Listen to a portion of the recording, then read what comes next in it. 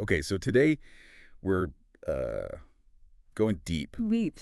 Yeah, deep into construction estimating in Mm. Canada. Right. Specifically, how to get that gold seal certification. Oh, yeah.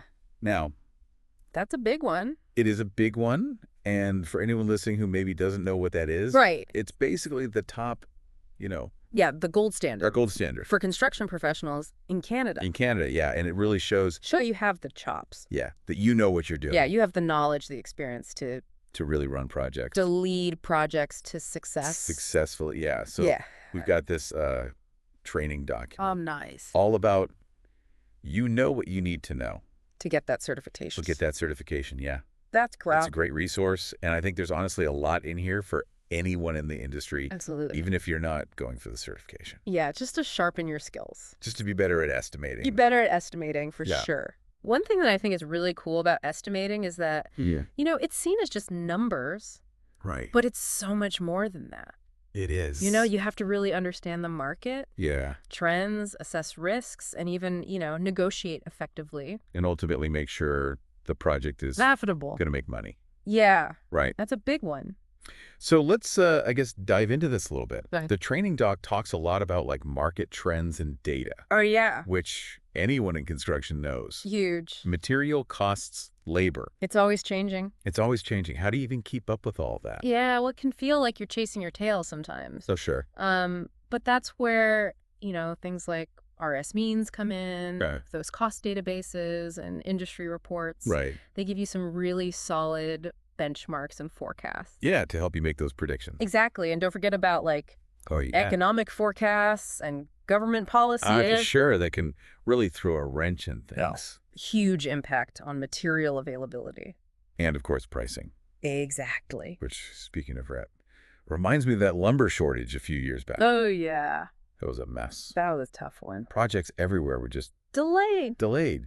Yeah, it was crazy how much ignoring market trends can Yeah, it can really backfire. Yeah. Big time. And so I'm seeing here too, a lot about software, like Sage estimating heavy bid, these big programs. Tech is changing everything. Is this the future of estimating? I mean, it's definitely a huge part of it. Yeah. These software tools can really Do a lot. do a lot. Yeah, they streamline calculations. They can help you manage these really complex projects Right. and, reduce errors. Yeah. You're not doing everything by hand anymore. Exactly, but you still need to have that, that core knowledge. The foundation, Yeah. of estimating principles. Yeah. Because at the end of the day, they're just tools. Tools, right? Yeah. You got to know how to use them. So it's not about replacing us, but it's about Augmenting. making us better. Exactly. And speaking of methodology, Yeah. I'm seeing here all these different Oh, there's a lot of different approaches. approaches, right? So you've got Yeah. parametric estimating, conceptual estimating, detailed estimating. Right. It can get kind of confusing. Yeah, when do you even use When do you use which one? which one? Well, it really depends on the project. Okay. And how much information you have. That makes sense. So, for example, early on, Yep. when you're just getting started, You don't know a lot. you don't have a lot of details. You're using conceptual estimating Okay. just to get a rough idea. Ballpark? Ballpark, yeah. Okay. But then as the project develops, you get more information. Right. Then you can move to these more detailed methods like right. parametric estimating Which uses... that uses statistical models and historical data Oh, wow. to really give you those precise numbers. So it's like A refinement. a refining process as you go. Exactly. And that ties into what we were saying earlier about Review and improvement. yeah, you're constantly reviewing, you're constantly making things better. It's not just a one-time thing. Exactly. And one of the best things you can do is Look back look back at your old estimates. at past projects, See how you did? compare them to the actual costs. Oh, yeah. See where you messed up. See where you messed up. Yeah. Did you go under? Right. Were you consistently overestimating Yeah. or underestimating, and why? And that helps you refine your whole, Your whole approach. for the future. And it's important to talk to people on the ground, too. Oh, yeah. The project managers. Yeah. The people actually The site teams, yeah. doing the work. Because they can give you those insights. They know what really happened. They know what really happened, Yeah. not just what you planned for. Exactly. So, yeah, it's really a collaborative thing. And, of course, we can't forget about all the Oh, the legal stuff. legal stuff, yeah. Yeah, that's a big one. Staying compliant with all the regulations, all the standards. Yeah, because you got your building codes, Oh, yeah? you got your safety regulations. Provincial ECRIAN laws. Yeah, those are constantly changing. It feels like every year there's something new. It's a lot to keep up with. Yeah, but you got to do it. You got to do it. Because otherwise you get in trouble. Big trouble. Yeah. And nobody wants that. Nobody wants a lawsuit. Exactly. So yeah, stay up to date on all that. And then the last thing I'm seeing here Okay. that they really stress is this idea of, Continuous learning. yeah, professional development. Professional development. Like, why is that so important? I mean, construction is constantly changing. Oh, yeah. New materials, new technologies, new ways of doing things. New regulations all the time. New regulations, yeah. You got to stay ahead of the curve. So you got to be Proactive. proactive. Yeah, Not just Yeah. reacting to things. sitting back and waiting for things to happen. Yeah. Got to be out there learning. So what's that look like? I mean, how do you do that? Well, there's a ton of ways.